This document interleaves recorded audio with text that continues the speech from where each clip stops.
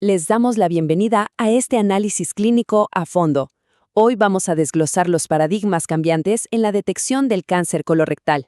Y para hacerlo más interesante, a lo largo de este explicativo, vamos a imaginar la anatomía y las estadísticas con un nivel de detalle espectacular, como si estuviéramos viendo imágenes en 3D sacadas de la mejor revista científica.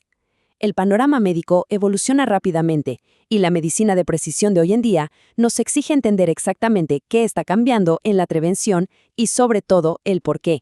Nuestra hoja de ruta o embudo de estratificación de riesgo de hoy abarca 5 puntos.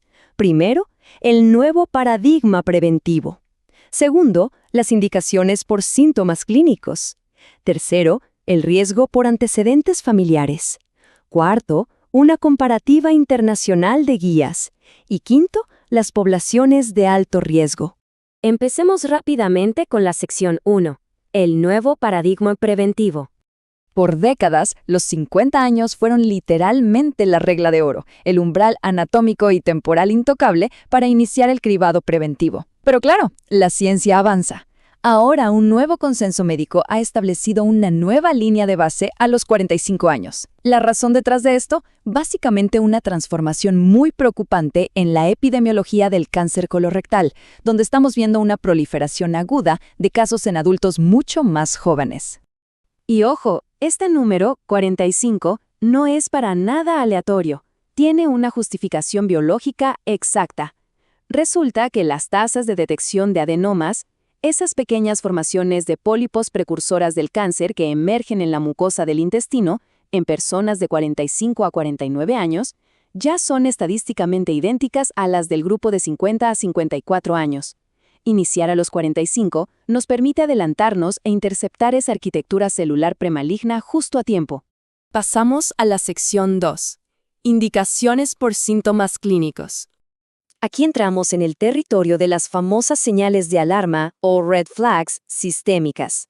Hablamos de cosas serias como sangrado rectal, anemia por deficiencia de hierro sin ninguna causa clara, cambios en los hábitos intestinales que se extienden por más de 4 semanas y un dolor abdominal simplemente inexplicable. Cualquiera de estos marcadores toma el control de la situación y transforma una colonoscopía preventiva en una necesidad diagnóstica de emergencia. En este punto, la edad cronológica deja de importar por completo. Para poner esto en perspectiva, la distinción entre un caso preventivo y uno diagnóstico es absoluta. Curiosamente, la evidencia nos muestra que la edad promedio para realizar colonoscopías diagnósticas, es decir, las no preventivas, es de 62 años, frente a los 66 años para las de simple cribado. Esto comprueba que la sintomatología es la que realmente lleva el volante, anulando la edad como métrica exclusiva de decisión médica. Avanzamos a la sección 3. Riesgo por antecedentes familiares.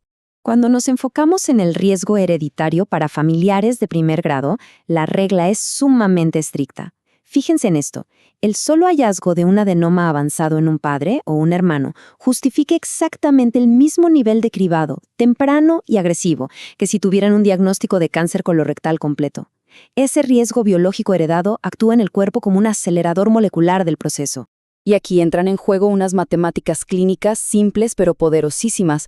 Es un verdadero ejemplo de medicina de precisión en acción, la regla de los 10 años. Si un hermano fue diagnosticado con un adenoma avanzado a los 35 años, el inicio del cribado para su familiar directo tiene que adelantarse obligatoriamente a los 25 años. Son 10 años de ventaja vitales para ganarle la carrera a la latencia de la enfermedad. Llegamos a la sección 4, comparativa internacional de guías. Todo esto nos empuja a una interrogante fundamental. Al final del día, ¿a qué edad exacta debe iniciarse el cribado? Y bueno, la respuesta trasciende la biología, depende muchísimo de la geopolítica, la economía en salud y la epidemiología específica de cada país. Por ejemplo, en claro contraste con la postura agresiva de Estados Unidos de bajar el umbral a 45 años, sistemas de salud inmensos como los del Reino Unido, Canadá y Australia siguen manteniendo el inicio a los 50. La decisión tiene todo el sentido del mundo cuando se piensa en la logística de la infraestructura de atención médica y en el intento de evitar a toda costa la saturación de los servicios hospitalarios midiendo la costo-efectividad. Al analizar las distintas regiones globales, notamos que en Europa, por ejemplo, existe una marcada preferencia por utilizar primero la prueba inmunoquímica fecal, la famosa prueba FIT, como primera línea de triaje entre los 50 y los 74 años. Ellos reservan la colonoscopia exclusivamente para los resultados que dan positivo. Es una estrategia brillante diseñada para optimizar al máximo sus recursos endoscópicos. Finalmente, entramos a la sección 5, poblaciones de alto riesgo. En la punta de la pirámide, las condiciones genéticas e inflamatorias demandan una vigilancia multidisciplinaria fuera de serie, ya sea por enfermedad inflamatoria intestinal como la enfermedad de Crohn o trastornos hereditarios severos. La intercepción médica aquí no comienza en la mediana edad para nada. Se desplaza agresivamente hacia la adolescencia o los primeros años de la adultez para frenar en seco cualquier transformación maligna. Tomemos como eje el síndrome de Lynch. Para entender la magnitud, imaginemos un modelo celular hiperrealista, de esos en 3D que engalana las revistas científicas. En este síndrome, la mucosa muta y desarrolla lesiones a una velocidad asombrosa, por eso la estratificación es extrema. El cribado empieza de manera increíblemente temprana, entre los 20 y los 25 años, con un protocolo que obliga a repetirlo anualmente. Simplemente no hay margen clínico para quedarse esperando. Observando la progresión temporal de este mapeo genético, nos queda clarísimo que la anticipación lo es todo. La poliposis adenomatosa familiar requiere iniciar a edades tan tempranas como los 10 o 12 años, el síndrome de Lynch a los 20, y para la enfermedad inflamatoria intestinal, el cribado inicia unos 8 a 10 años después del diagnóstico. El único objetivo es interceptar la malignidad del tejido muchísimo antes de que logre formarse.